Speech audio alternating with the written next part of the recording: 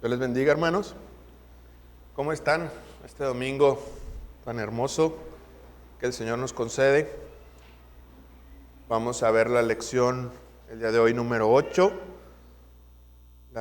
El título es Preguntas comunes de la Iglesia acerca de la doctrina de la predestinación. Les pido una disculpa de antemano porque toda esta semana he andado con malestares de la garganta.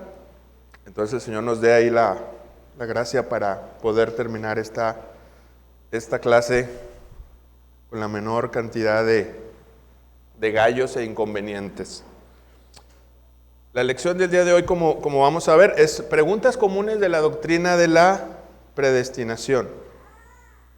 Vamos a pedir al Señor que sea Él el que nos dé su gracia, que nos dé esa claridad para poder transmitir el contenido de la lección y que podamos ser de bendición en esta mañana. Bendito Dios y Padre Celestial, te damos gracias porque nos concedes estar en tu casa, por la bendición de escuchar tu palabra, de poder alabarte, Señor.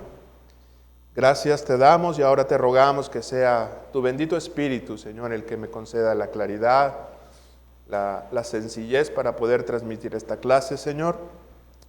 Que mis hermanos puedan llevar algo en su mente, en su corazón, y podamos atesorarlo, Señor, al salir de estas puertas. Te lo pedimos en el glorioso y en el bendito nombre de tu Hijo Jesús. Amén. Particularmente, hermanos, como presbiterianos, afirmamos la doctrina histórica, bíblica de la predestinación en la salvación. Eso es algo distintivo dentro de la Iglesia Reformada, pero cuando usted, como en mi caso, no nacimos en una iglesia reformada, usted ve que hay muchas malas interpretaciones de la doctrina de la predestinación. Tanto así que llega a un grado la desviación que la doctrina de la predestinación termina siendo una caricatura a lo que verdaderamente está en la palabra de Dios. No sé si me explico. Ellos no entienden la doctrina de la predestinación o no la comparten, mucha gente, pero sus interpretaciones de lo que nosotros creemos termina siendo una caricatura porque no es lo que nosotros creemos. Es lo que les han hecho creer a veces o su forma de pensar, lo que esta doctrina es e implica. Vamos a ver algunas preguntas en esta mañana.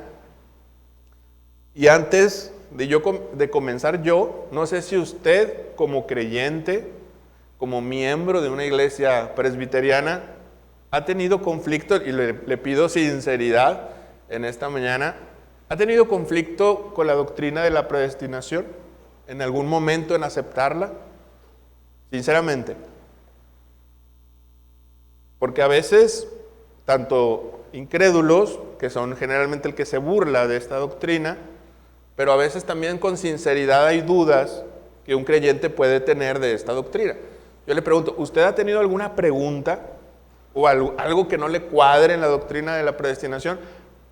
¿Hay alguien que en algún momento de venir al Señor o crecer en esta iglesia? ¿Alguien no? ¿Nadie?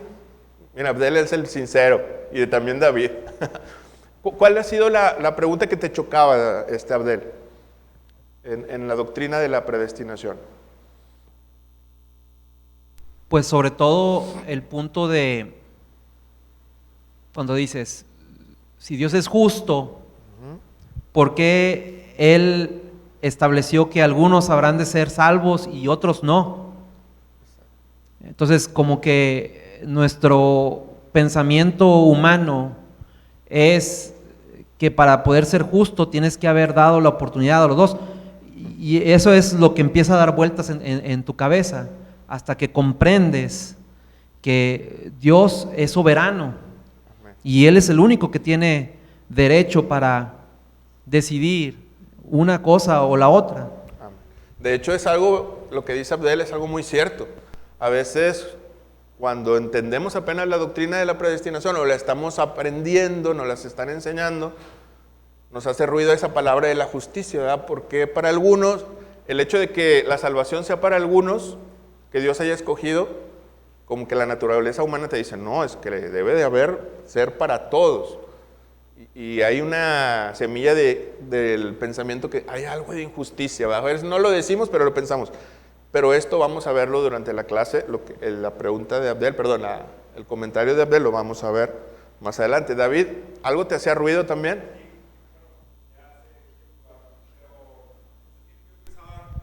Si Dios es amor, y bueno, no ahorita, me hablo de cuando No, sí, más sí. joven, siempre decía, ¿por qué si Dios es amor, por qué no hace que todos seamos pues aceptados, ¿verdad? Salvos, ¿verdad?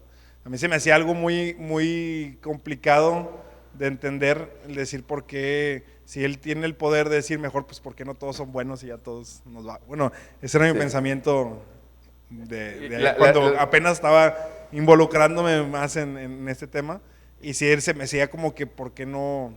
Como dices tú, se me hacía injusto, ¿verdad?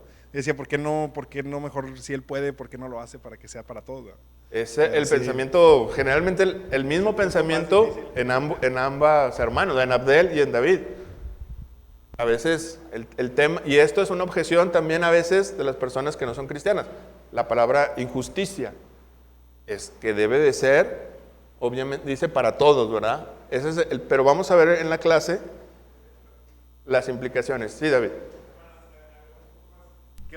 En otro punto era que también al compartirlo con el no creyente, es como que te da un lugar de, digo, sabemos que es un lugar especial para nosotros, pero como que para el poderlo dar a entender al que no cree, es como que te estás creyendo tú algo diferente o superior a ellos, porque tú sabes que tienes esa salvación y ellos a lo mejor no. Entonces también es un conflicto, no en el pasado, sino presente todavía, de poder compartirle a alguien y dar a entender ese punto, como que es muy complicado el de por qué tú.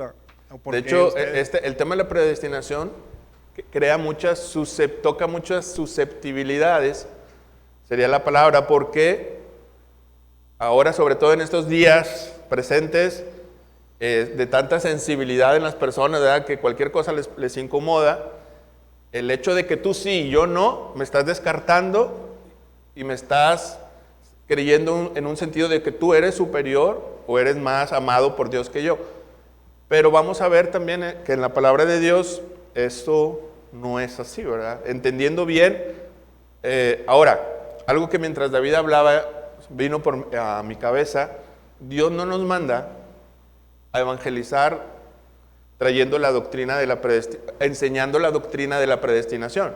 Dios nos habla a predicar enseñando el evangelio de Jesucristo, de su persona y de su obra.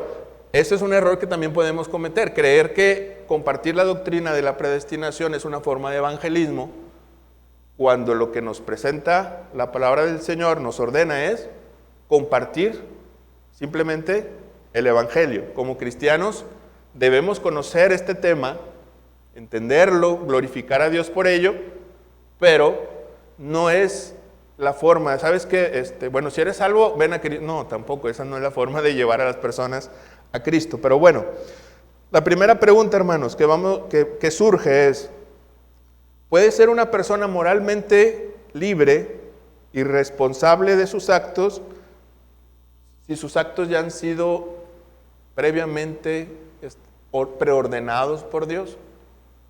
Vuelvo a preguntar otra vez. Espero no dormir a muchos, pero la pregunta, primero, viene en la lección, no la inventé yo, ¿verdad? Segundo, si es profunda y nos hace pensar. A lo mejor a esta hora de la mañana, pues sí se nos complica, ¿verdad? Estar ahí meditando, pero le pido un esfuerzo, hermanos. Primera pregunta es, ¿puede una persona ser libre moralmente en sus actos si Dios ya los ordenó? O sea, si Dios ya los ordenó, la gente implica, pues ya no hay libertad. ¿Me explico o no me explico? Si Dios ya preordenó algo, entonces por consecuencia, dice la gente, mis actos no son libres porque provienen de un decreto que Dios ya estableció. ¿Será esto así? La gente asume que es libre cuando ni Dios está metido en sus decisiones. O sea, eso la gente entiende generalmente por libertad. Y cuando la gente cree que Dios decreta algo, obviamente excluye su libertad. Eso es lo que la persona que no conoce la palabra de Dios piensa. Pero vamos a ver un ejemplo y aterrizarlo en la Escritura para que no estemos hablando tan etéreo, ¿verdad? Tan en el aire. Hechos, capítulo 2, 23.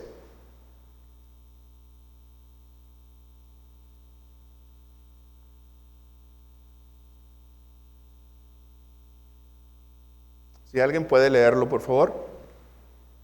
Tome en cuenta leer esto, que estamos tratando de entender que si Dios decreta algo, a la vez puede haber una libertad dentro de la persona para ejercer lo que Dios ya le ordenó hacer, ¿verdad? Hechos 2, 23.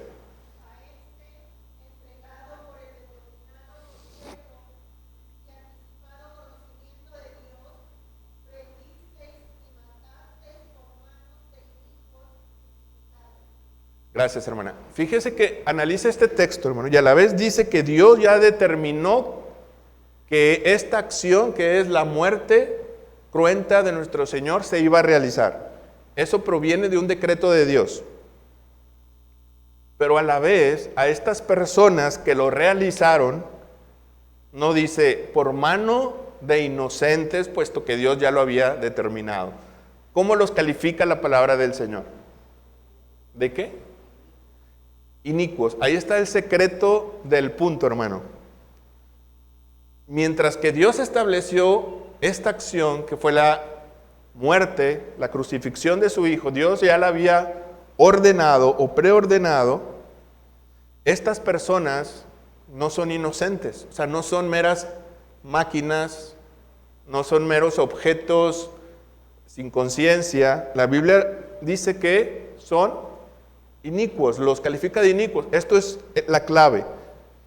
Dios utiliza, vamos a decirlo, aún la maldad de los hombres, como vimos en una clase anterior, y esa maldad la encamina aún la maldad de los hombres a sus propósitos eternos. Pero ellos a la vez siguen actuando libremente. Entonces, no sé si me llego a entender. Estas personas que Dios ya había ordenado, actuaron por decreto de Dios y a la vez por la libertad que hay en sus corazones. No son cosas que se excluyan. Dios puede preordenar una acción y a la vez estas personas actuar de una forma libre. El verso 4, Hechos 4:27 dice, porque verdaderamente se unieron en contra de tu santo Hijo Jesús, a quien ungiste, Herodes y Poncio Pilato con los gentiles y el pueblo de Israel, para hacer cuanto tu mano y tu consejo habían determinado que sucediera. O sea, Dios había determinado que ocurriera esto, pero estas personas, desde su libertad, de su pecado, terminaron haciendo esa acción. Y Dios no las califica como personas inocentes. Es algo que a veces puede chocar en nuestra mente, pero es parte de la revelación bíblica. La segunda pregunta sería, lo que dijo Abdel, ¿es injusta la doctrina de la predestinación? Si yo le pregunto a usted, cristiano, me tiene que contestar en base a la palabra. A ver, si yo fuera un oponente de esta doctrina y le diría, pues tu Dios es injusto por elegir a algunos, ¿usted qué me contestaría? Usted es un presbiteriano que conoce de 20 a 30 años la doctrina de la predestinación. Me imagino que usted debe de saber responderme esta pregunta, ¿verdad? ¿Cuál sería?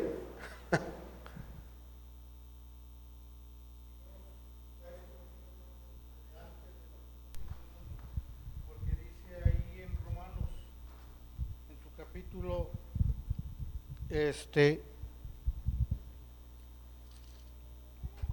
que dice que cuando Dios escogió a Jacob, Amén. y a Esaú lo aborreció, no habían cometido pecado ninguno de los dos, no habían nacido.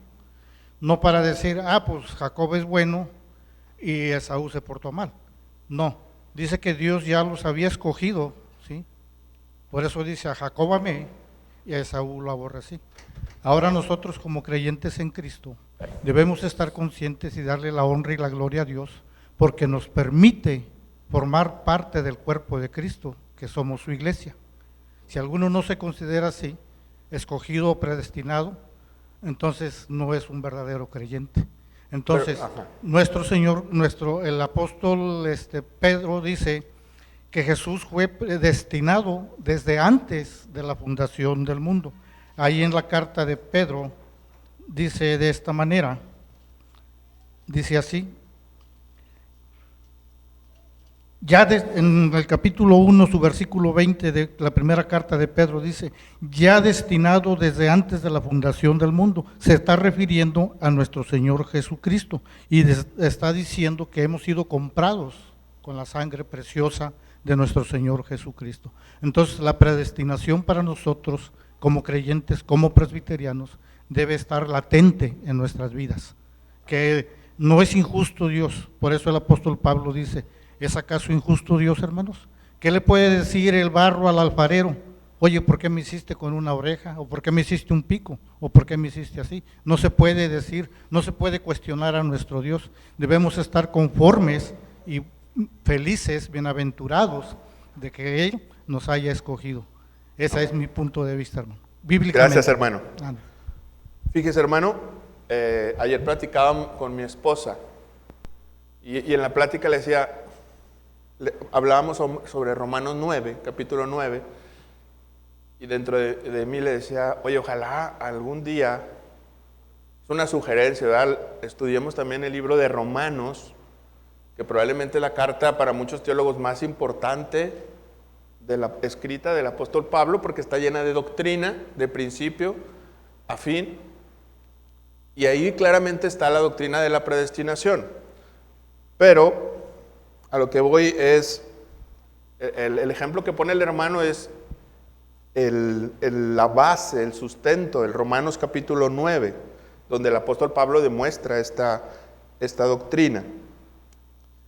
Pero yo voy un poco más allá, hermanos, porque aquí espero darme a entender en lo siguiente. Podemos aprender dogmáticamente a dar respuestas a cristianos, pero creo que nosotros estamos aquí también no solamente para dar respuestas a cristianos, sino como vemos en Primera de Pedro capítulo 3, verso 15, que dice, dar respuesta a aquellos que preguntan por la razón de vuestra esperanza, y esos son los inconversos. También tenemos que aprender a dar una respuesta, ¿verdad? Porque la Biblia generalmente no va a traer detractores de adentro, porque asumimos que la Biblia es la palabra de Dios, infalible. Los detractores van a venir de esta puerta hacia afuera. Entonces, aprender también con la palabra a enseñar o a levantar una muralla contra esas acusaciones que pueden tener la gente inconversa, ¿verdad? Ahora, ¿qué es la justicia, hermano? Porque el punto es, ¿qué es la justicia? Dios es injusto, dice el inconverso. ¿Qué es la justicia? Porque la Biblia está llena de palabra justicia, justicia, justicia. ¿Qué es justicia? Es dar a cada quien ¿lo qué? Lo que merece o lo Desde que le la corresponde. facultad nos enseñan que por definición justicia es dar a cada quien lo que le corresponde. Entonces la justicia restituye cuando se te quita algo que te corresponde. Es algo muy sencillo.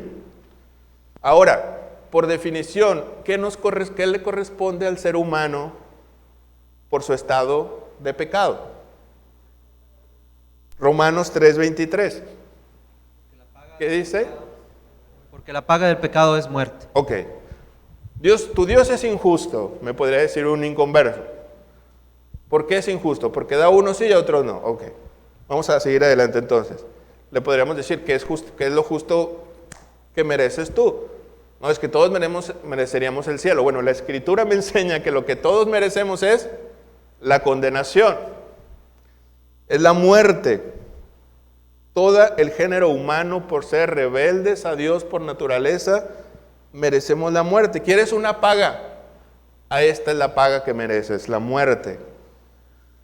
Y ahora, si Dios en su misericordia le place dar algo a alguien que no lo merece, ¿es injusticia? Es misericordia. Entonces Dios no es injusto, Dios es misericordioso. Es como esa parábola de la viña, que él a ciertas horas, alguien ingresaba a trabajar y le pagaba el diario, y al último uno trabajó cerca de una hora y le pagó el día, y alguien le reclamó, ¿y por qué tú le das, si yo trabajé toda la jornada de sol a sol y el otro trabajó una hora, y ambos les pagaste con la misma cantidad? Y le dice el Señor, ¿y acaso el amo no puede hacer con los suyos lo que quiera? ¿Tienes lo que te prometí? Sí. Entonces, ¿qué reclamas? Dios es soberano, pero Dios no es injusto. Al pecador, si le da y le corresponde su pago, que es la condenación, y lo deja en su estado de condenación, Dios no es injusto, es justo. Si usted sale a la calle y hay dos vagabundos en la calle, y uno de ellos a usted siente darle una moneda, ¿es injusto con el otro? ¿Con el que no le dio? ¿Verdad que no? Usted obró de misericordia con él, con el que quería. Dios es exactamente igual. Luis Berkhoff, en su teología reformada, en su teología sistemática, dice lo siguiente: estaríamos hablando de injusticia si todos por naturaleza mereciéramos la gloria y Dios escogiera a algunos solamente para dársela porque le priva de su derecho a los demás. Siendo que nadie merece la gracia de Dios, no hay injusticia, dice Berkhoff. ¿Dónde radica la injusticia? Si reclama algo que merezcas, que estés obligado a recibir. El pecador no puede reclamar la salvación porque no está Dios obligado a ello. El que merece es la condenación. Dios, por su buena voluntad, derrama su gracia y su misericordia sobre quien Él quiere, por su libre y santa voluntad. A unos, dice la cita que da nuestro hermano Roberto, no tiene potestad el alfarero sobre el barro para hacer de unos vasos de honra y otros para deshonra. ¿Se puede pelear el barro con el alfarero y discutir con él? Obviamente no. Entonces vemos que Dios es justo. ¿Hay alguna pregunta, hermanos, o algo, comentario en esto? Si no, continuamos.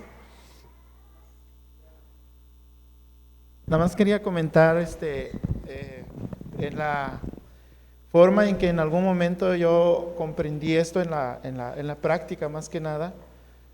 No sé si les pasó o algún momento les pasa, hermanos, pero yo en lo personal, al meterme en cuando yo entro al Instituto Bíblico tenía poco de conocer el Evangelio y obviamente pues entramos de lleno a estudiar todos esos temas, ¿verdad? Y hubo en algún momento en que al sentirme predestinado, usando esa palabra, hubo en algún momento como que había ese sentir de sentirme superior a los demás porque me sentía elegido yo. Y después me di cuenta de esto, que el sentirse predestinado nos hace más humildes, porque como el texto que leyó el hermano o el que mencionó en Romanos 3:23, al pensar y saber que yo estaba pues destinado a merecer la paga del pecado, que es la muerte, y que el Señor me haya sacado de ahí, inmediatamente me rindo a los pies del Señor y no tengo nada por qué sentirme orgulloso, la verdad, no hay nada allí, pero es uno de los problemas también que para muchos les cuesta eso, porque al sentirse como ya predestinado es como que soy superior a los demás, pero en ningún momento es así. Al contrario, al sentirnos así, pues yo personalmente me considero que tampoco llegar al otro extremo como algunos han enseñado hoy, de que es que soy el favorito de Dios o soy el rey, Conce. o sea, algo así, ¿no? De tampoco llegar a ese punto, ¿no? Pero el punto es esto: cuando llegué a comprender eso, entendí que es tan grande el amor del Señor que me haya rescatado de donde yo estaba, ¿verdad? Y mereciendo la muerte, mereciendo el castigo, y que me haya elegido a mí.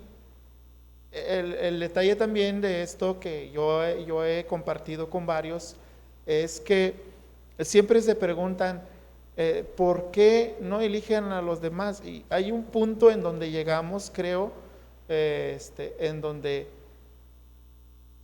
como que no hay una respuesta exacta, pero lo que sí sabemos es que Dios así le plació.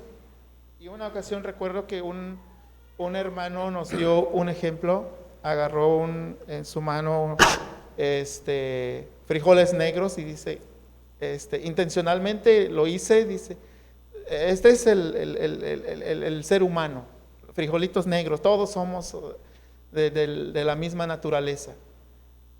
Y de esto Dios decidió agarrar un poquito y dijo, estos son los que voy a elegir. Y lo que comentaba el hermano es si Dios fue injusto allí. No en ningún momento. Y deberíamos de nosotros, los que nos sentimos y creemos en el Señor, tener esa, pues creo, la sensibilidad en nuestro corazón de rendirnos al Señor. Cuando llegamos a comprender esto, que sí es mucho pensar, pero cuando llegamos a comprender esto, creo que cometemos menos errores que si no lo comprendemos. Entonces, al menos en mi vida, quizás como creyente, a la hora de comprender este tema, creo que me hizo más sensible a la voz de Dios y al momento de leer su palabra. Así es, hermano. De hecho, eso que comenta nuestro pastor, ayer en una conversación con mi esposa, le decía exactamente eso. ¿Cuál es el método? De hecho, lo que el hermano, nuestro pastor nos dice, es el método que usa el apóstol Pablo. Cuando les comentaba que hay que algún día estudiar sistemáticamente toda la carta de Romanos, de hecho, el hermano Martin Lloyd-Jones en Inglaterra, que en lo personal es mi predicador favorito así de la historia, ¿verdad? Él llevó 30 años de su vida, cada domingo en esa iglesia se predicaba Romanos, durante 30 años. Dice, ay, pues es mucho, ¿no? Pero cuando estudiamos Romanos, ahí está la base, la sustancia del cristianismo de principio a fin. Y volviendo a lo de mi esposa, el día de ayer, le decía, mira cuál es el método del apóstol Pablo para enseñarnos la predestinación.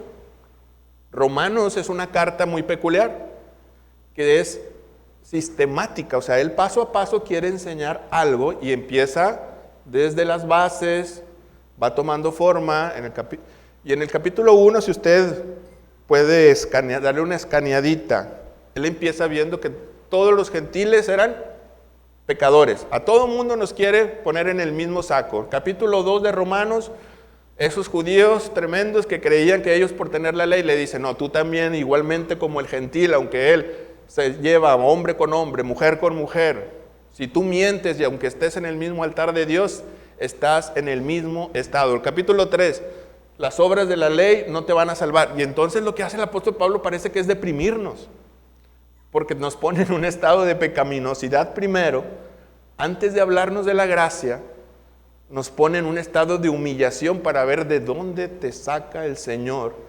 Y ese es el estado ese es el método que usa el apóstol Pablo.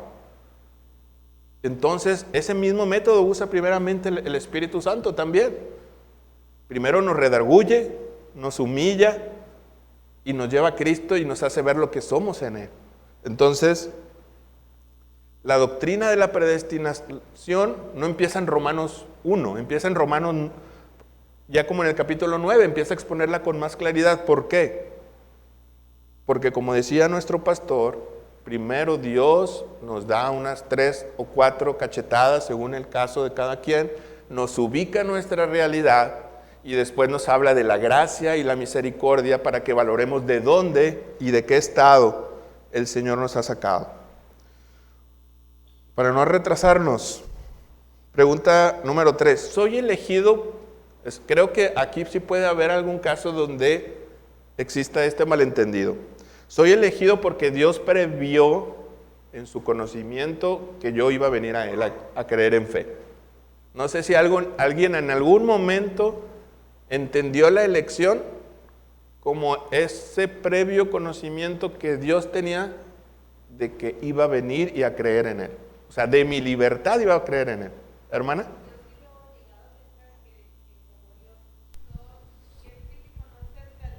Número de nuestros cabellos, que Él en su omnisciencia, ¿verdad? Él quiere que el Evangelio se predique a toda criatura, pero también nos dio el libre albedrío. Entonces, en ese sentido, Él ya conoce de antemano quiénes van a aceptar, porque dice, no todos los que me dicen Señor, Señor, estarán en el reino de los cielos. Entonces, Él de antemano ya, para mí en ese momento era pensar que Dios ya conocía quién realmente iba a aceptar o no la realidad del Evangelio.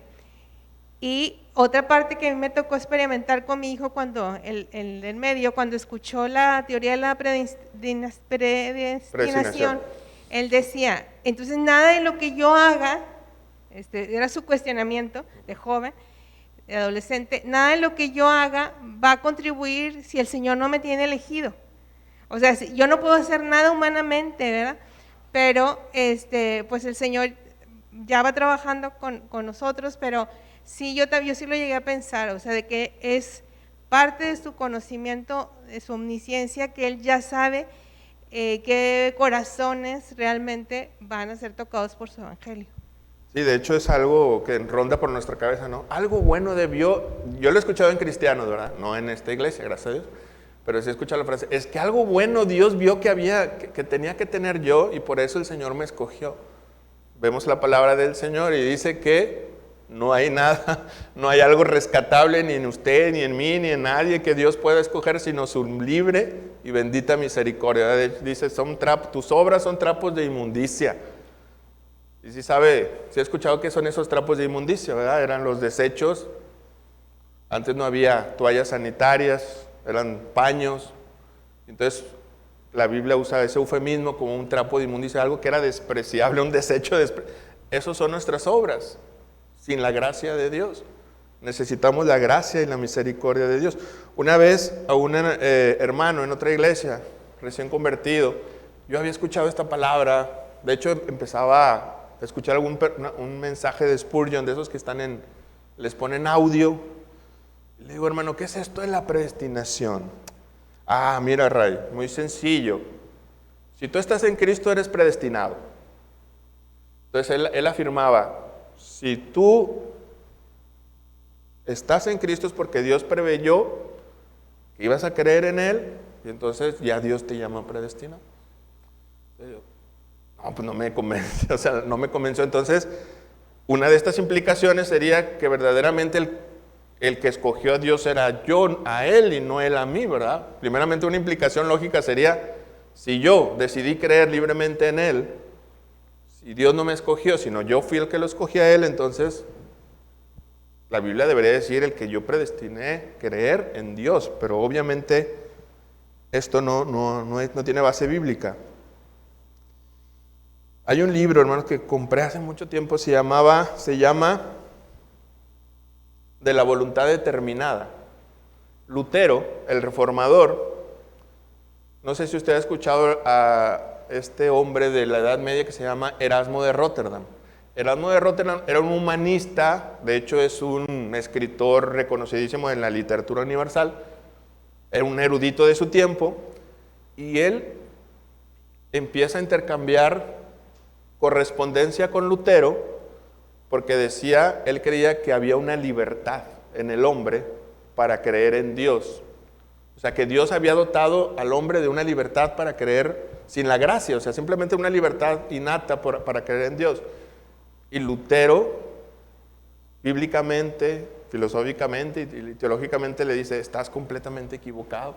Si no es la gracia, si no es la misericordia de Dios, tú no puedes creer por ti mismo, necesitas la gracia de Dios. Entonces, ese libro está hasta el día de hoy, usted lo puede encontrar en una librería cristiana, se llama De la voluntad determinada, donde Lutero entra en controversias con Erasmo de Róterdam. Pero yo le pregunto, ¿existe un albedrío como tal, hermano? Esto va a Houston, vamos a tener problemas. ¿Existe un albedrío como tal? ¿Usted cree que existe un albedrío como tal? Quiero escuchar alguna respuesta, hermano. ¿Cree que exista? O sea, aclaro, antes de venir a Cristo, ¿usted tiene el albedrío como tal? ¿Alguien quería opinar? No. ¿No? No, dice la palabra que todos nuestros pensamientos son de continuo solamente el mal y que no tenemos la capacidad para decidir seguir a Cristo. O sea, por nuestros propios medios no lo tenemos. De hecho, creo que las primeras lecciones fue el hermano Daniel, ¿a quién le tocó? Creo que era Daniel, donde escucharon la palabra de Pelagio, ¿verdad? O sea, ¿recuerda ese término, la palabra Pelagio? Pelagio era un hombre que se oponía a Agustín de Hipona y él decía que a toda la raza humana la caída no le había afectado en su voluntad. Entonces tenían la libertad de venir a Dios y creer en Cristo por sí mismo, o sea, por algo innato. Esa sería la palabra, por algo innato que Dios ya dejó ahí. Pero mire lo que dice, vamos a ver el pasaje de Juan 8, 31 al 36, si alguien me ayuda.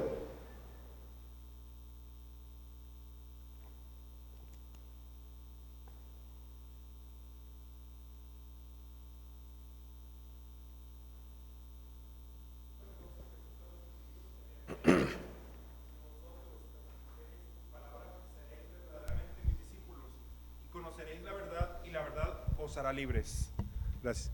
Le respondieron, linaje de Abraham somos y jamás hemos sido esclavos de nadie. ¿Cómo dices tú, seréis libres? Jesús le respondió, de cierto os digo que todo aquel que hace pecado, es esclavo del pecado. Y el esclavo no queda en la casa para siempre. El Hijo sí queda para siempre. Hasta el 36, por favor. Así que, si el Hijo os libertare, seréis verdaderamente libres. Así es. Este pasaje es bien conocido en esa frase, ¿verdad? Si el Hijo os libertare, seréis verdaderamente libres. Pero el contexto, los hice leer todo esto para que entendamos el contexto de esta cita. Jesús está predicando ahí entre los judíos y les dice que ellos son esclavos y les dice, estás mal. Nosotros somos hijos de Abraham, no podemos ser. Nosotros no somos esclavos de nadie. Y el Señor les dice, no, yo estoy hablando de otra esclavitud, la esclavitud de su pecado. Ustedes no pueden dejar de pecar si el Hijo no los hace primeramente libres. Aquí, hermanos, podemos entender que la persona sin Cristo está esclavizada a su pecado. Un borracho, un mentiroso, un adúltero no puede dejar por sí mismo el pecado por sus propias fuerzas. ¿Por qué? Porque su libre albedrío, su libertad, está limitada a su naturaleza pecaminosa. Por eso Jesús mismo dice, el Hijo del Hombre tiene que venir a libertarte y seréis verdaderamente libres. O sea, la verdadera libertad no es hacer lo que se quiere.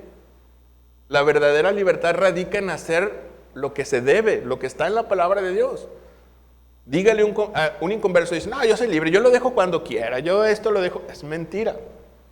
No puede dejar de mentir, no puede dejar de adulterar, no puede dejar de emborracharse, no puede dejar de golpear a su esposa o de generar malos pensamientos de lascivia, de pornografía por sí mismo. ¿Por qué? Porque su naturaleza necesita un libertador. En ese sentido, el hombre no tiene libre albedrío. Su libre albedrío, repito, para afirmar la idea, está restringida a su naturaleza, y su naturaleza es pecaminosa. Porque usted y yo, hermano, sí podemos, cuando le fallamos al Señor, dejar de hacer esto. Porque Dios restauró nuestro libre albedrío con su gracia, con su misericordia. El pecado ya no es la constante, sino la variable en el ser humano, en el cristiano. Y el inconverso es al revés. ¿Cuál es la constante? El pecado. Y de vez en cuando hace cosas buenas. Entonces, vemos que el libre albedrío está restringido a la naturaleza. En el caso del hombre sin Cristo, pues sí, está restringido a esa naturaleza, hermanos. La Escritura, para terminar, nos enseña que Dios salva por su buena voluntad. Ese es el concepto de gracia que la Biblia nos enseña. Nadie merece la gloria ni el cielo. No hay ni a un uno, dice el apóstol Pablo. No hay bueno, no hay ni a tan solo. Y luego es claro, dice, no hay quien busque. Dice en Romanos 3, no hay quien busque a Dios. Dice, todos se hicieron, ¿se sabe ese pasaje? Se hicieron inútiles, dice el apóstol Pablo. Nadie busca a Dios por sí mismo. Aquellas personas que dicen, qué injusticia que Dios salve solo a algunos, le puedo asegurar con toda certeza que esa persona no busca a Dios. Es una afirmación vaga que hace. Es una afirmación simplemente especulativa. El que ama a Dios es porque Dios ya obró en nosotros. Somos objeto de esa misericordia, hermanos. Termino con lo siguiente. La doctrina de la predestinación es repulsiva a la naturaleza caída del hombre, porque lo haces un mendigo solamente que extiende su mano y está a expensas de la misericordia de Dios. Y el hombre sin Cristo no quiere ser un mendigo, quiere ser señor de su vida. Como usted y como yo, estamos diciendo, señores, nosotros estamos expensas de lo que tú quieras hacer en mí. Pero un inconverso quiere ser el dueño, el señor de su vida. ¿Y por qué usted piensa eso y por qué el inconverso no? Por la pura misericordia de Dios. No somos mejores que ellos, en palabras del apóstol, ¿verdad? Como me adelanté un poco, pero como el método de Romanos es el método que debe de guiar a todo creyente. Ver su miseria, ver su realidad. El apóstol Pablo si usted escanea ahí, dele una ojeadita a Romanos 1 a Romanos 11, el apóstol Pablo solamente establece doctrina. Es un postulado sistemático de doctrina. Del 12 al 16 del Romanos empieza a hablar de cuestiones meramente prácticas. De hecho, el capítulo 16 solamente son puros saludos. Y saludos a esto, saludos al otro. Observe bien en su carta del apóstol Pablo. Pero ¿cómo termina? Vamos a Romanos capítulo 11.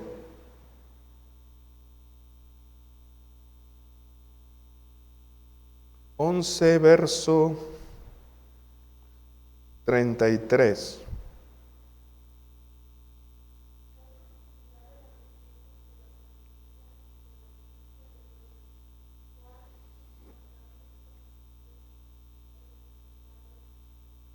Hasta el 36, hermano, por favor.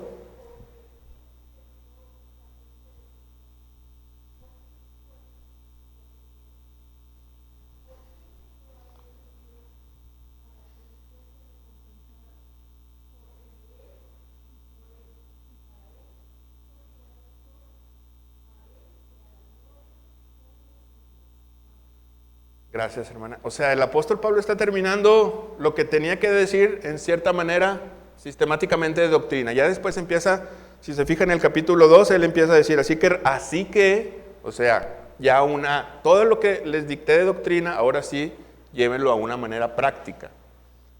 Pero cuando termina, digamos, si podemos decirle con teoría, aunque no me gusta la palabra teoría porque suena muy abstracto, ¿verdad? Que nunca se va a hacer realidad, pero cuando termina el apóstol Pablo, en el capítulo 11, verso 33, Observa que hay unos signos ahí como de admiración en su Biblia. O sea, Pablo no está dando un discurso, él está completamente, podremos decir, extasiado, anonadado al ver la misericordia de Dios que él ya describió en la predestinación. Es un hombre que está verdaderamente cautivado por la misericordia de Dios. Dice el apóstol: oh profundidad de las riquezas y de la sabiduría y de la ciencia de Dios. Yo le hago esta pregunta, hermano, cuando abordamos el tema de la predestinación, ¿causa esa misma asombro santo hacia usted que el apóstol? O este año que estamos viendo esta doctrina, pues es lo que cree el presbiteriano, ¿no? Tenemos que aprenderla, la estamos aprendiendo así, pero cuando el apóstol la enseña a la iglesia de Roma, él su corazón se agita tanto, me imagino, porque dice el apóstol: oh profundidad de las riquezas. Él ve la misericordia de Dios. ¿Por qué a mí? Y me pongo en la mente un ratito del apóstol: pero si yo entregaba a los cristianos, yo los entregaba a los líderes de la sinagoga para apedrearlos, un pecador obstinado, y ahora soy un siervo y un heraldo del Dios, ¿verdad?, al que tanto dañé, al hijo del que tanto dañé. Y lo lleva a reflexionar, a hacer, como nos decía nuestro pastor, una actitud tan profunda de adoración. La predestinación nos debe de llevar, hermanos, a una adoración profunda, como aquí está el apóstol Pablo demostrándolo. No sé si usted en algún momento, una pregunta que a lo mejor no me lo toma mal, pero ¿ha llorado al reflexionar la misericordia de Dios? ¿Lo ha llevado a las lágrimas al entender: ¿por qué a mí, Señor? Yo no soy mejor que mi hermana, mis abuelos, mis padres, mi vecino. Me sacaste de una miseria, de esto, del otro. ¿Por qué, Señor, tuviste misericordia de mí? La gracia de Dios lo ha llevado a esa reflexión? Levante su mano, hermanos, para saber, si no para predicarles ahorita el Evangelio. No, sí son muchos, gracias a Dios. Esa es la forma en la que la predestinación no es algo filosóficamente para discutir, sino vamos a la Biblia, es para gozarnos y alabar a Dios por su rica, por su gran misericordia. Ayer mientras hablaba con mi esposa y le decía: bueno, oye, quiero saber qué piensa la gente de la predestinación, y le empecé a hacer algunas preguntas, y mientras yo hablaba ya no pude hablar. Se me cerró la garganta al contemplar la misericordia de Dios. ¿Por qué el Señor, en su misericordia, nos elige a nosotros y nos hace vasos de honra sin ningún mérito alguno? Porque ni la fe es mía, porque ni a mí me dio creer por mi propia voluntad, sino Dios me dio la fe para creer en Él. El apóstol Pablo dice: ¿soy yo mejor que alguno de los de mi nación? La doctrina de la predestinación nos quita hasta la jactancia, hermanos. Pues si no hay nada bueno ni en mí. Tanto como un asesino, un violador. Dice la Biblia, por eso en los primeros capítulos del apóstol Pablo nos pone en el mismo estado. El religioso, dice el apóstol Pablo, el judío religioso que jura en el altar ante Dios y miente, como el homosexual, la lesbiana, ahí está el capítulo 1, ambos merecen la ira de Dios. Los pecados respetables y los pecados que ellos veían como grotescos estaban exactamente en el mismo estado. La ira de Dios, ambos. Pero dice el apóstol Pablo, pero Dios tuvo misericordia tanto de nosotros, de los gentiles, como de los judíos. Esto nos lleva a una reflexión seria, hermanos, ¿verdad? Tanto usted y yo, que a veces podemos jugar al creyente como el más perdido, ante Dios estamos en el mismo sitio, si no nos arrepentimos. Y es la misericordia la que nos tiene en pie. No sé si hay alguna pregunta, un comentario, alguien, si no, para orar. Bendito Dios, Padre Celestial, gracias porque has, Señor, puesto esa gracia en estos vasos de barro, Señor, y los has hecho de honra para gloria de tu nombre. Te rogamos, Señor, que cada día haya esa conciencia, esa alabanza en nuestros corazones, porque has derramado tu gracia, Señor, en vasos que no merecían más que la condenación.